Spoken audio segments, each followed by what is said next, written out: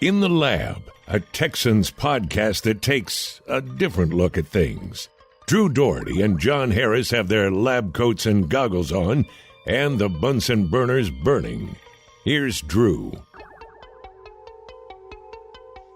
In the Lab time, and I'm Drew. That's John. We appreciate you listening. We appreciate you watching. Is my hair kind of like Dan Aykroyd's and Tommy Boy? Yeah, a little bit. That's cool. Kolinsky or whatever. There is no problem with that being the case, Drew. None whatsoever. Now you let it grow out, you get a little heat miser thing going.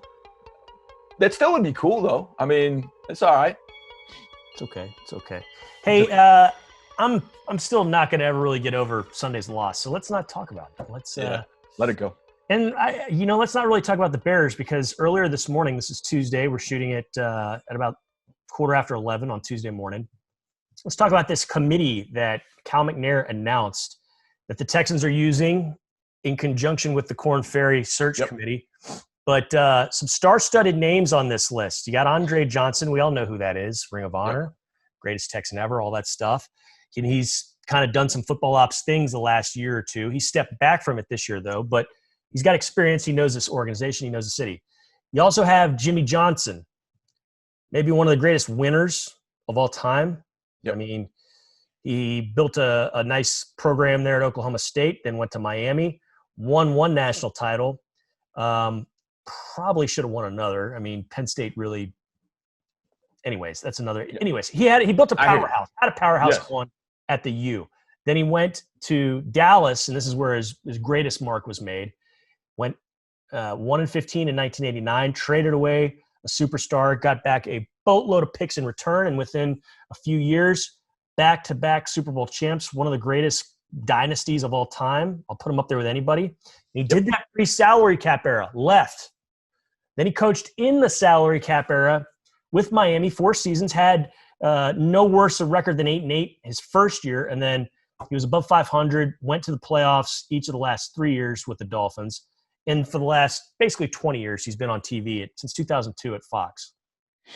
Yet another TV guy, Tony Dungy, built the Bucs. They let him go. Next year, Gruden comes in, wins a Super Bowl with that Bucs team. He goes to the Colts, wins their only Super Bowl title with Peyton Manning.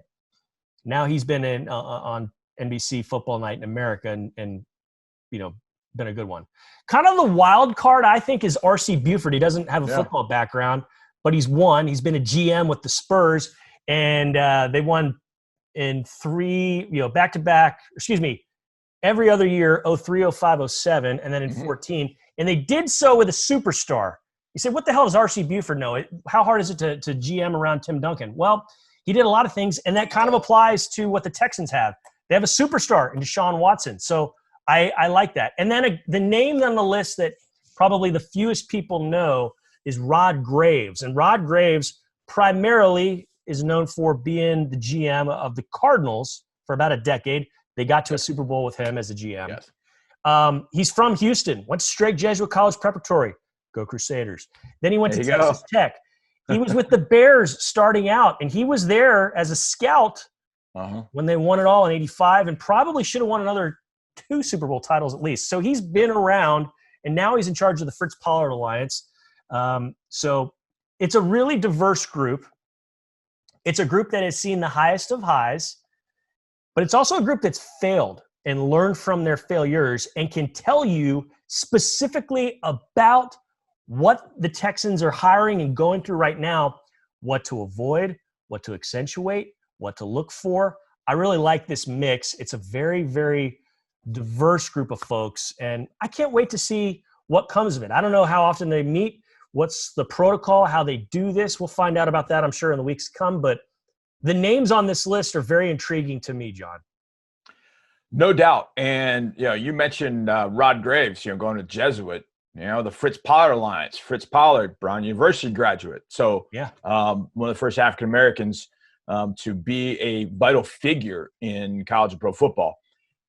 The thing I love about the makeup of this committee, and I know you didn't say it, we'll emphasize it. This is not a search committee. These aren't the guys doing that. We've got Korn Ferry to help with that. This is a group of people that have been very successful in professional sports. But like you said, I think it's a great thing that you brought up, because I think it's really easy to look at somebody that's been very successful and has always been successful and say, well, how did you do it? I think the bigger thing to me, and you hit right on it, and it's actually going to be one of my points, is adversity in this game comes quickly. And you can't help but think about, I think about last year, 2019. We have this big monumental win over the Patriots, and you're sky high. And the next week at halftime, it's 31-3. You're down to a rookie quarterback in the Denver Broncos. And, I thought about that this week, with the Tennessee Titans. The Tennessee Titans go to Indianapolis and blow the doors off the Colts. Then turn around the next week at home in a key game against the Browns, and it's 38-3 at halftime. The Titans are down. And so this game is full of wild swings of adversity and success. And you talked about it. Tony Dungy took the Bucs, built the Bucs, but he could only get them so far. The year he leaves, John Gruden wins a championship with that group.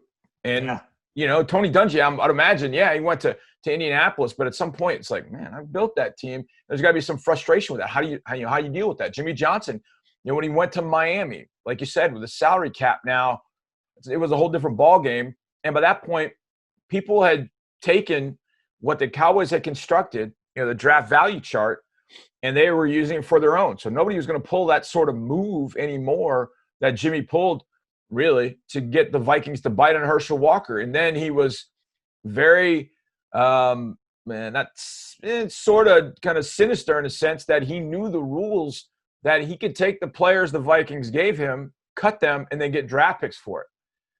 And so I want to come back to that draft pick idea in just a second.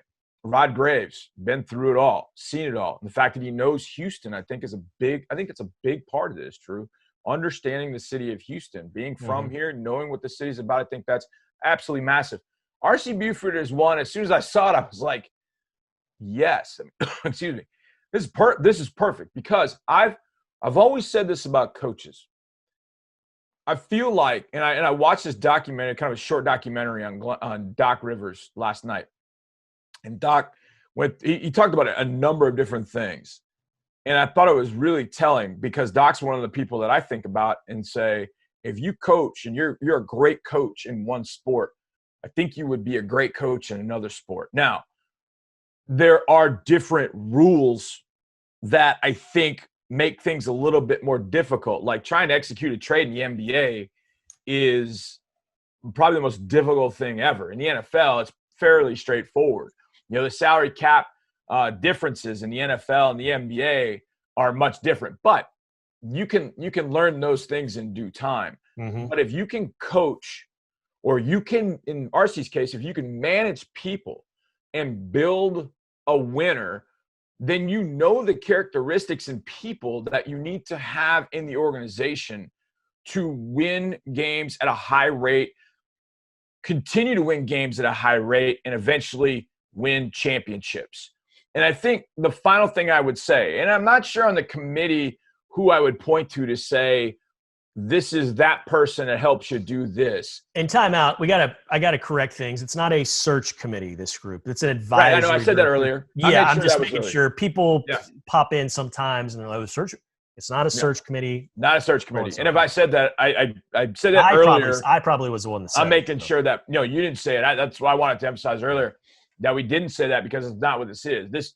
This really is an informational-based opportunity for the McNair family to decide, as he put very clearly in the statement that went to the season ticket holders, this committee is to help me ultimately, myself and my mom, our family, will make this decision.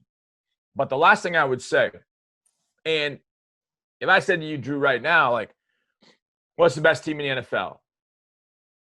A lot of people say Chiefs.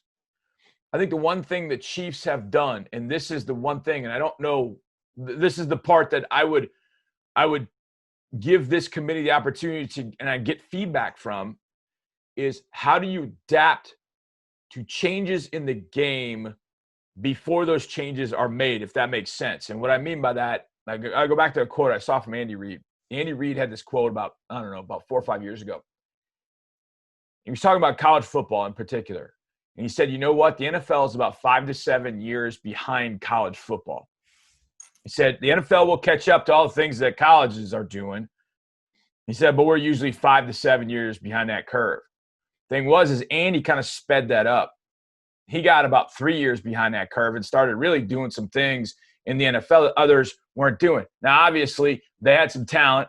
They went out on a limb on some guys that probably weren't going to be drafted by a lot of teams, probably were off teams' draft boards because of some stuff off the field. But they took a chance because they felt like these guys would eventually become really strong professional people.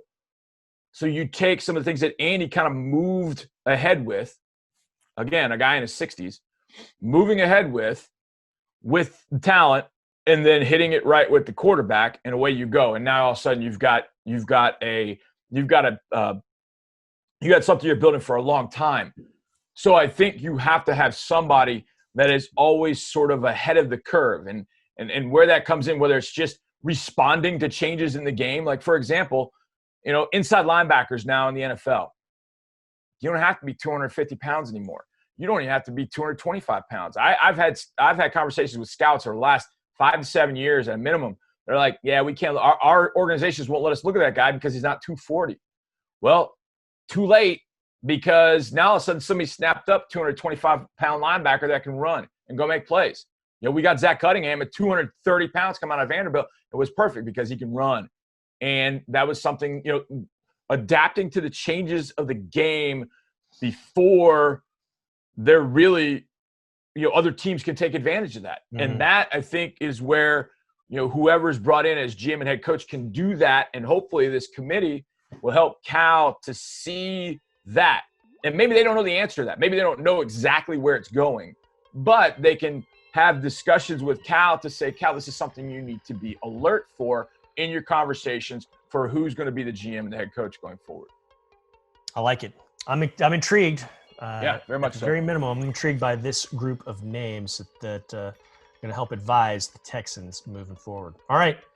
We'll have another one of these next week, and I think it's going to be an interesting one because we're closer to Christmas, and more interesting things happen when you get closer to Christmas, and that's just the bottom line. All right? Absolutely. John, good to see you as always. Thank you all for listening and watching. This has been In the Lab.